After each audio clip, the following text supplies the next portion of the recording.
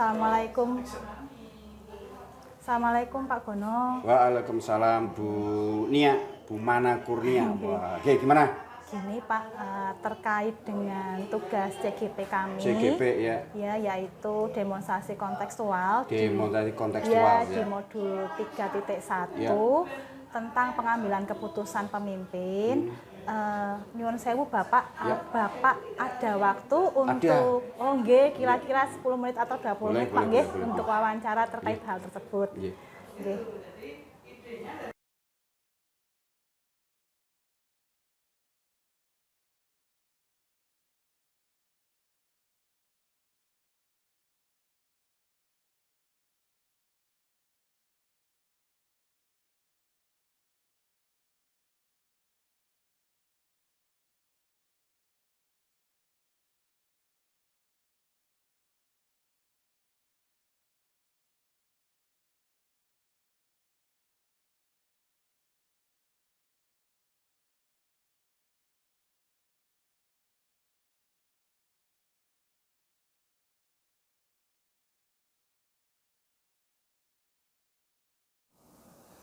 Baik Pak, terima kasih. Kalau begitu kita mulai dengan pertanyaan pertama, J. Selama ini bagaimana Bapak dapat mengidentifikasi kasus-kasus yang merupakan dilema etika atau bidikan moral? Pertama, tentu untuk mengidentifikasi permasalahan, saya harus lihat latar belakang dulu.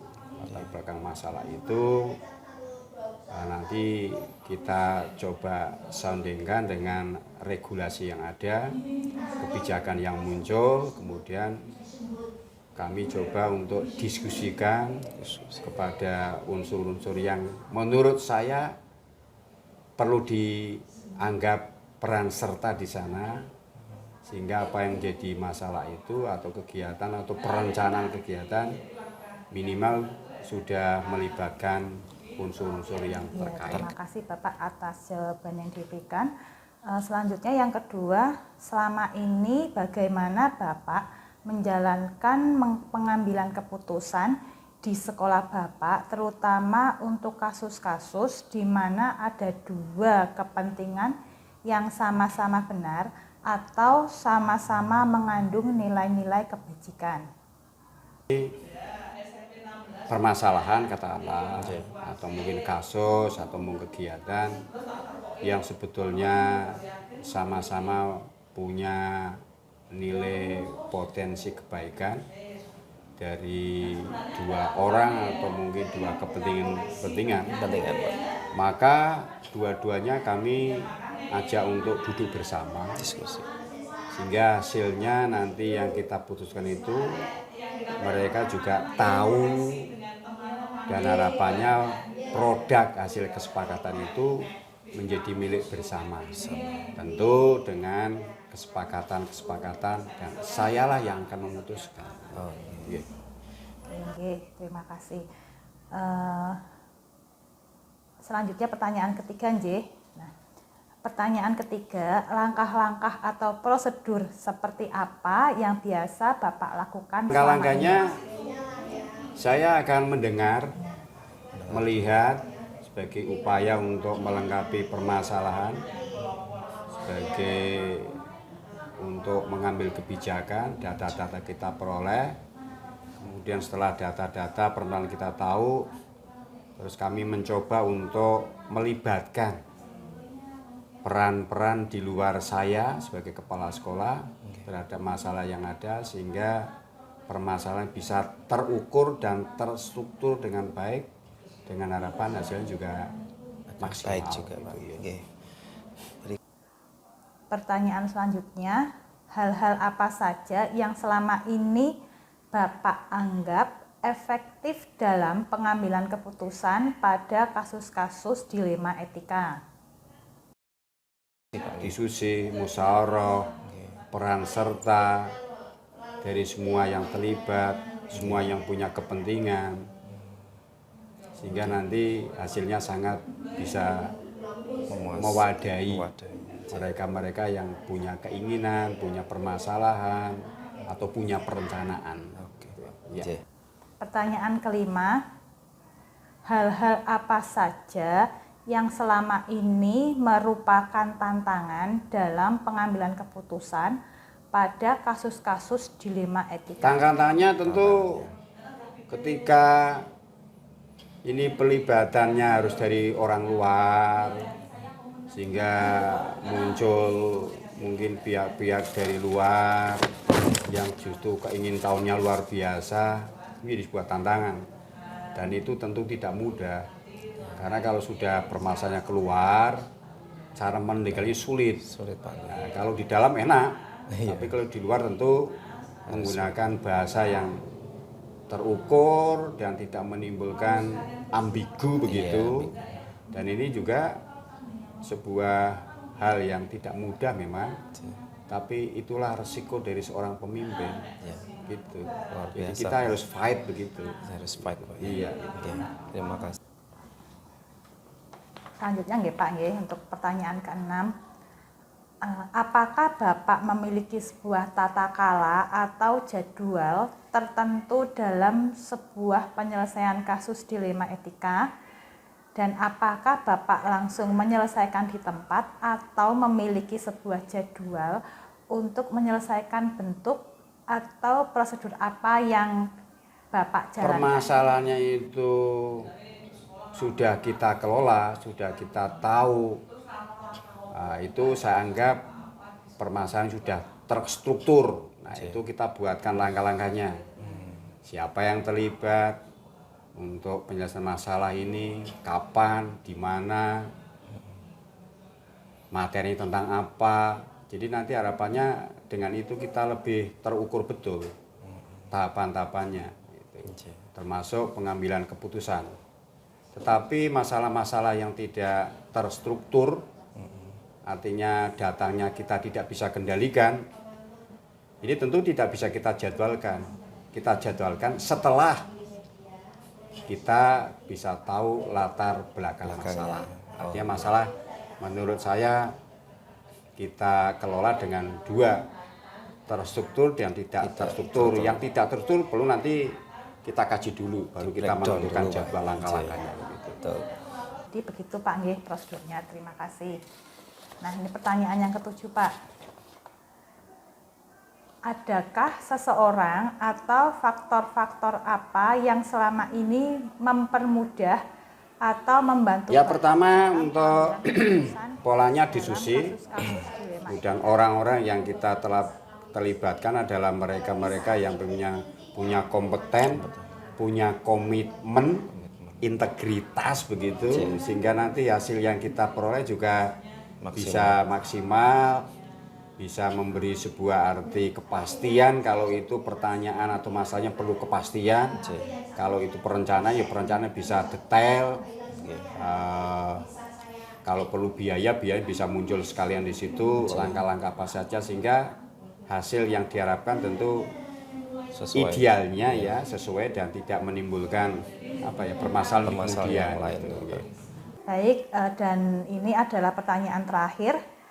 Dari semua hal yang telah disampaikan, pembelajaran apa yang Bapak petik dari pengalaman Bapak mengambil keputusan dilema etika? Jadi kalau saya pribadi prestasi. Walaupun orang lain tidak menganggap prestasi, tapi ketika saya bisa menyelesaikan perencanaan, permasalahan, kasus, terasa nikmat. Dan itu menurut saya prestasi, diakui atau tidak, saya menganggap sebuah prestasi. Dan itu kebanggaan. Tapi itulah resiko yang harus saya ambil ketika menjadi seorang pemimpin. Artinya jangan anti kritik, kemudian tertutup untuk masukan orang lain. Kita open aja. Saya kira gitu Mas. Nggih, Pak Gono. Terima kasih atas waktu yang sudah diluangkan untuk saya. Sangat membantu sekali dalam penyelesaian tugas CGT kami. Demikian Bapak, saya mohon pamit untuk melanjutkan tugas. Sukses. Mudah-mudahan menjadi bagian agen perubahan terhadap negeri ini, tentu sumbangsih untuk menjadikan generasi kita menjadi generasi unggul. Nggih, amin nggih. Luar biasa. Nggih, matur nuwun Pak Goro. Sama-sama. Nggih, assalamualaikum. Waalaikumsalam warahmatullahi wabarakatuh.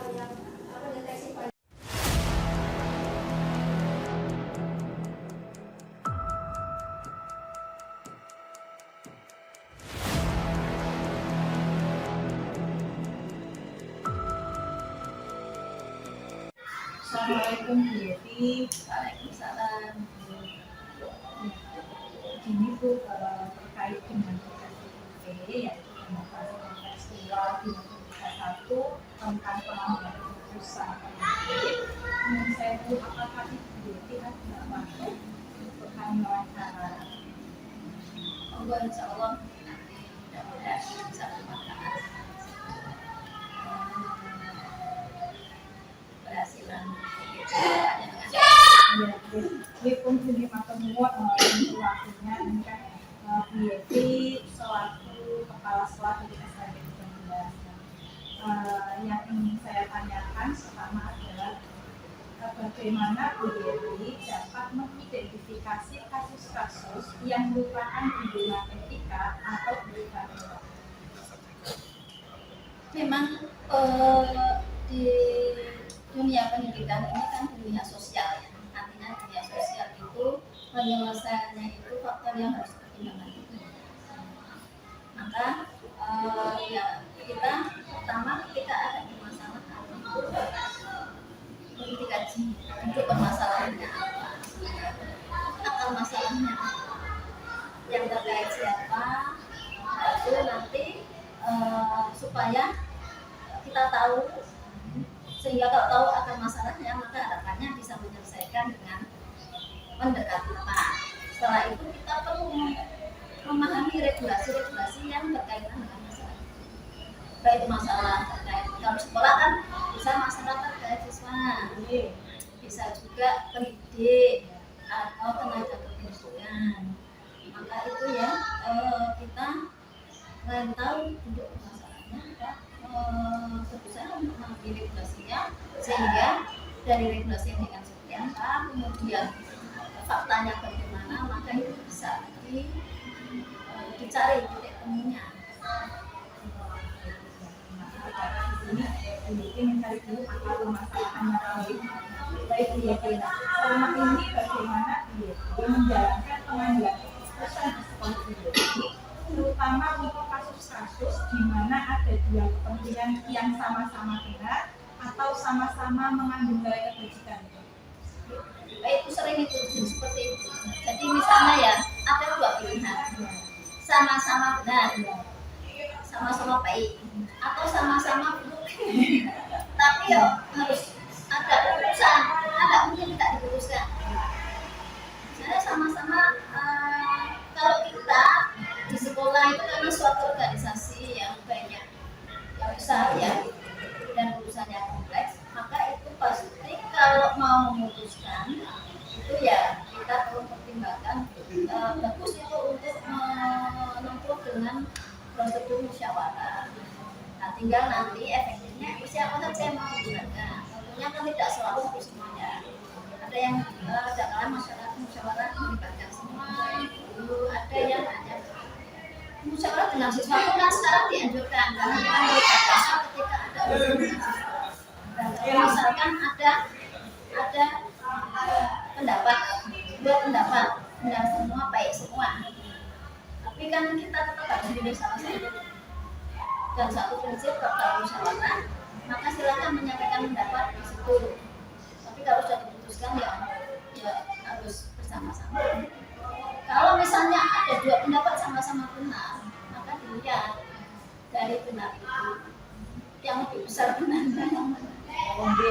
Kalau buruk, maka ini kalau dua pilihan ada resiko semua, maka juga resiko yang kecil. Kalau ada manfaat, punya manfaat yang besar. Bagi siapa ya? Bagi warga sekolah, bagi siswanya, bagi itu. Kalau sekarang kan memang dilihat dari karakteristik sekolah ya, siswa harus ada siswa, kebutuhan siswa. Maka di situ manfaat yang bermanfaat semua, maka manfaat yang besar. Kalau resiko yang terkecil kalau bisa sekolah. Oh, baik Bu. Kalau itu untuk langkah-langkah atau prosedur seperti apa yang ini biasanya saya mengumpulkan data, data gitu. Ya, kita mencoba mencermati sumber data yang bisa kita gali. Setiap masalah kan kita tahu ini sumber data yang bisa kita gali. Setelah kita tahu data informasi, kita dalami masalahnya, kemudian kita coba identifikasi akar masalahnya, kemudian untuk memutuskan saya butuh masukan dan pertimbangan dari orang lain tentunya. Menetapkan siapa yang akan diajak pertimbangan. Bisa sedikit, bisa setengah, bisa banyak. Jadi saya menetapkan siapa. Terus biasanya saya mesti melibatkan minta pendapat dari beberapa orang. Itu nanti saya akan mintakan dalam masalah ini siapa yang akan saya libatkan. Jadi ya, supaya nanti yang kira-kira bisa memberikan masukan yang mendekati situasi yang ada. Setelah itu baru tim kecil bisa nanti kita sosialisasikan. Kita selesai ambil keputusan dan disosialisasikan sesuai dengan kebutuhan. Jadi bertahap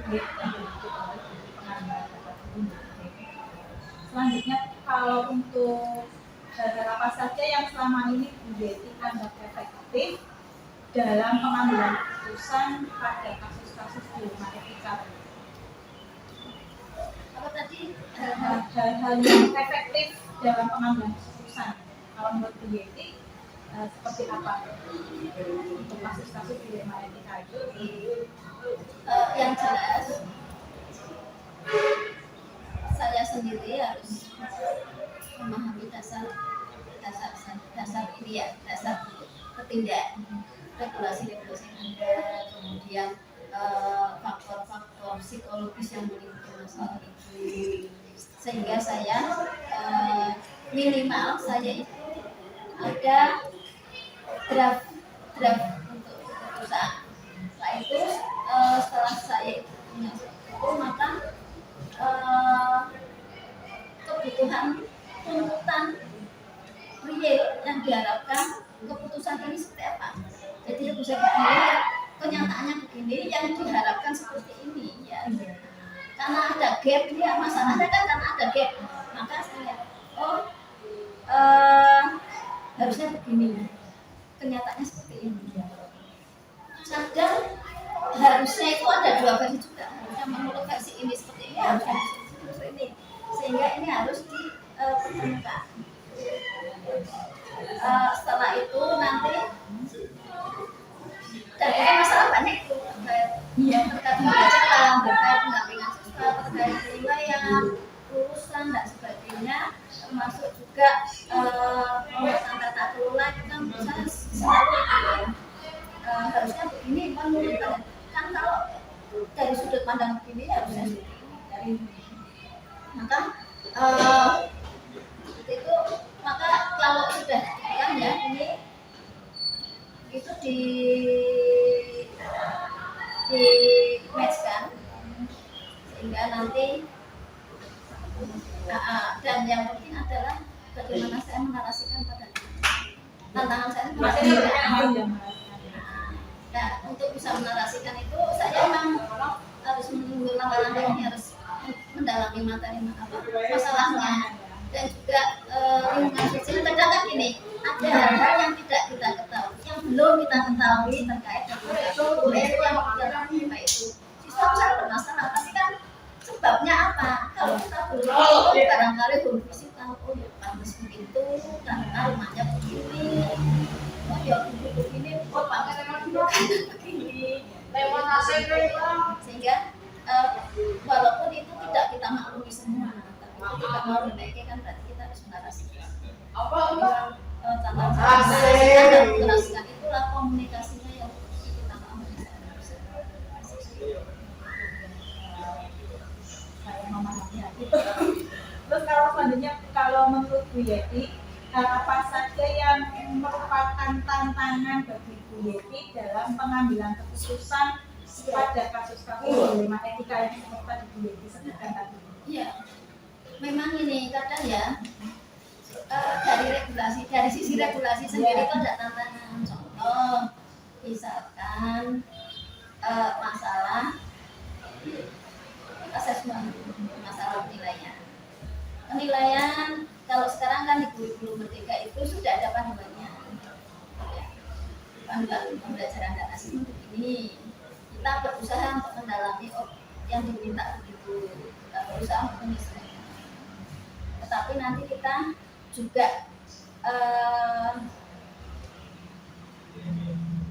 menghadapi tuntutan di regulasi terkait dengan penerimaan peserta didik baru. Nah, sekarang memang tentang penilaian ini hanya berunsur antara panduan pembelajaran dan asesmen dengan mekanisme penerimaan peserta didik baru. Sehingga itu yang teman-teman di lapangan juga bingung juga, jadi apalagi kadang kalau sesuatu yang baru itu banyak bapak ibu yang belum move on juga, yang nggak open itu kadang kalau yang open mungkin ketika bingung dia sudah berpegang positif yang orientasinya solusi. Tetapi kalau yang nggak open itu berututnya pada masalahnya. Nah itulah itu yang menjadi tantangan seperti itu. Maka ya tantangan kita sebagai regulator atau praktisi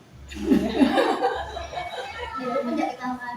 Kalau regulator kalau praktisi dan di lapangan itu kadang dibutuhkan praktisi dan regulator. Kalau regulator kok bisa masalah selesai.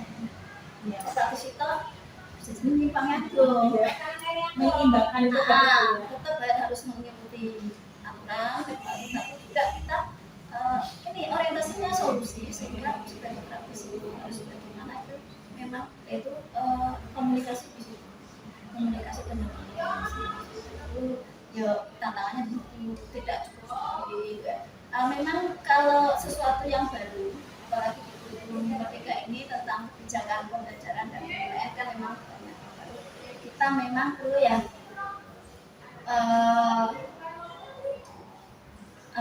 kita mengkomunikasikan tentang hal ini, menarasikan itu kadang tidak cukup sekali. Dalam komunikasi sehari-hari pun kita perlu sering, sehingga akhirnya pemahaman itu berkembang. Itu berarti di sini sudah punya jadwal ya untuk menarasikan itu, mengkomunikasikan dengan teman-teman yang ada sekali dua kali. Ya. Kalau begitu Bu Yeti, apakah memiliki jadwal tertentu dalam sebuah penyelesaian kasus hubungan etika?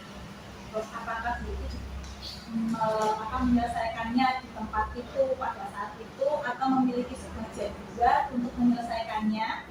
Terus bentuk atau prosedurnya seperti apa Bu yang biasa dilakukan? Dalam masalah tertentu kita suatu masalah kita memang ada, sudah bisa jadi sudah ada tim yang sesuai. Misalnya ketika permasalahan kenakalan atau mungkin kondisi motivasi anak keterlibatan dalam pembelajaran itu berarti ini saya yang saya tanyakan yang siapa masalah tentang sekolah ramah anak ini kalau yang belum maka itu ya yang didampingi dan itu mekanisme memang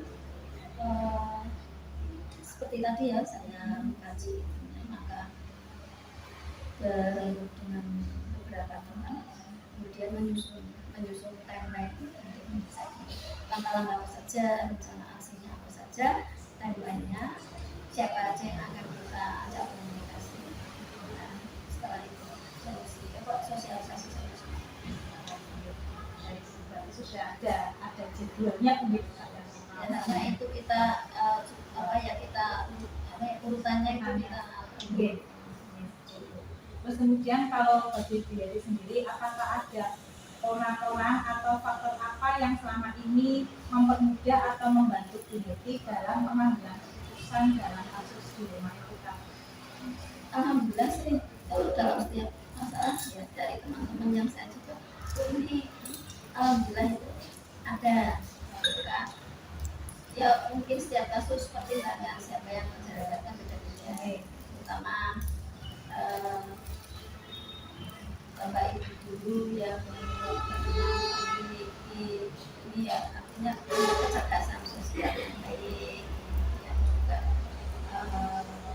care dengan masalah seperti itu, kan itu yang saya Mintai ya saya pertimbangan. Baik Bu Yeti, ini yang terakhir untuk pertanyaan terakhir. Kalau dari Bu Yeti sendiri, dari semua hal yang telah disampaikan, pembelajaran apa yang Ibu Yeti petik dari pengalaman Bu Yeti mengambil keputusan di rumah etika? kuncinya adalah komunikasi. Komunikasi. Masalah sosial itu kan letaknya di komunikasi ya. Iya. Komunikasi, interaksi sosial itu kan di komunikasi, maka memang dibutuhkan ini ya komunikasi yang asertif ya sayanya ya teman-temannya, tapi kan kita nggak bisa menuntut orang lain langsung asertif ya. Minimal kalau secara teori yang saya pahami ya, kalau kita berusaha asertif maka harapannya bisa merespon siapapun yang dihadapi itu boleh agresif. Nah, asertif itu yang ini udah pasti itu saya malah kok itu yang kuncinya itu di komunikasi saya, maka saya berusaha untuk berkomunikasi secara asertif baik verbal maupun non verbal untuk bisa memberikan saya banyak. Tapi ya teman-teman memang macam-macam ya. Ada yang asertif. Kalau sama-sama asertif enak. Artinya kita diskusi selesai. Kalau yang agresif itu memang perlu mencari menguatkan ini. Artinya kita perlu ini yang berbanyak orang sehingga nanti bisa mengendalikan agresi itu. Kalau yang pasif berarti kita yang malah yang pasif itu malah mungkin lebih mudah untuk diuruskan, tetapi memang kalau saat yang pasifnya tadi Perlu dibantu ya Bu. Oke, terima kasih Bu atas waktunya. Semoga apa yang tadi kita diskusikan Bapak juga untuk saya kedepannya juga menjadikan sebagai